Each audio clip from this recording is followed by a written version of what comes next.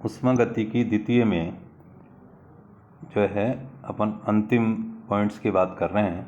उसके बाद आपका ये अध्याय भी समाप्त हो जाएगा। तो उसके बाद आप दोनों अध्यायों को अच्छे तरह रिवीजन करें, ऊष्मागतिकी प्रथम और द्वितीय। तो हमारा अगला हेडिंग है एंट्रोपी के पदों में स्वतः प्रवर्तिता एवं साम्य। मीन्स जो स्वतः प्रवर्तिता मीन्स स्पॉन्टेनिटी और इक्विलिब्रियम है, उसका एंट्रोपी से क्या संबंध है। एंट्रोपी के परिवर्तन से हमें ये ज्ञात होता है कि अभिक्रिया उत्क्रमणीय है या अनुत्क्रमणीय, रिवर्सिबल होगी या इरिवर्सिबल। यदि तंत्र या परिपार्श्विक में कुल एंट्रोपी बढ़ती मीन्स एंट्रोपी विल इंक्रीज, तो अभिक्रिया ऊष्मागतिक रूप से पॉसिबल होगी मीन्स आसानी से होगी। यदि एंट्रोपी परिवर्तन शून्य है तो अभिक्रिया उत्क्रमणी होगी मीन्स साम्य रहेगा, तंत्र पे साम्य आएगा। जैसा कि हम जानते हैं ds equal to D Q reversible upon T, या ऐसा कह सकते हैं T delta S equal to D Q reversible. अनुत्क्रमणी प्रक्रम में तंत्र कम ऊष्मा अवशोषित करता है, तो हम कह सकते हैं Q irreversible is less than Q reversible. परंतु एंट्रोपी परिवर्तन समान होता है, अतः T delta S is greater than D Q reversible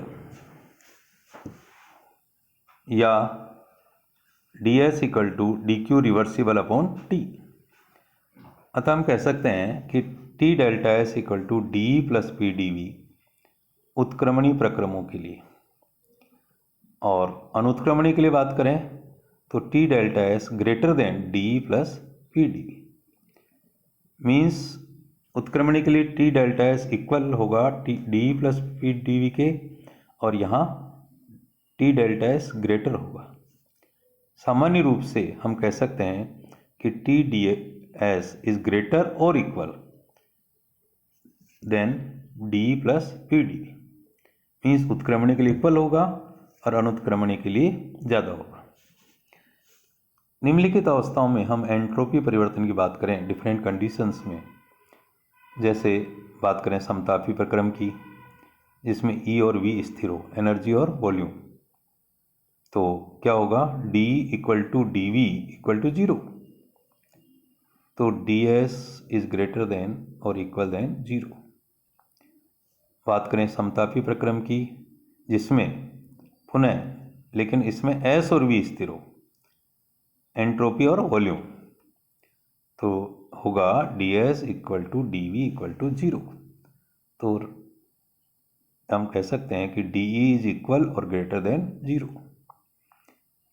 यदि इसी में S और P स्थिर हो, S एंट्रोपी और P प्रेशर, तो इस स्थिति में TdS इज ग्रेटर और equal than DE plus PdV, या ये कह सकते हैं DE plus PdV is less than और इक्वल टू 0, या ये कह सकते हैं DH इज लेस देन और इक्वल टू 0।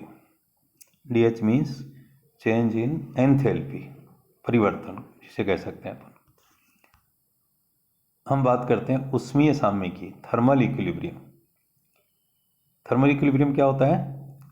यदि किसी तंत्र के सभी भागों में टेम्परेचर समान रहता है तो उस साम्य को हम क्या कहेंगे? ऊष्मीय साम्य। किसी विलगित सिस्टम के लिए आइसोलेटेड D इक्वल टू 0 तथा PdV इक्वल टू आल्सो 0, अतः TdS इज ग्रेटर और equal than to DE plus PdV से TdS इज ग्रेटर और इक्वल टू 0, या DS इज ग्रेटर और इक्वल टू 0। माना कि तंत्र के दो भाग हैं, दो भागों में मानते हैं हम तंत्र को, जिसमें एक भाग अत्यंत सूक्ष्म मात्रा DQ रिवर्सिबल दूसरे भाग को ट्रांसफर करता है।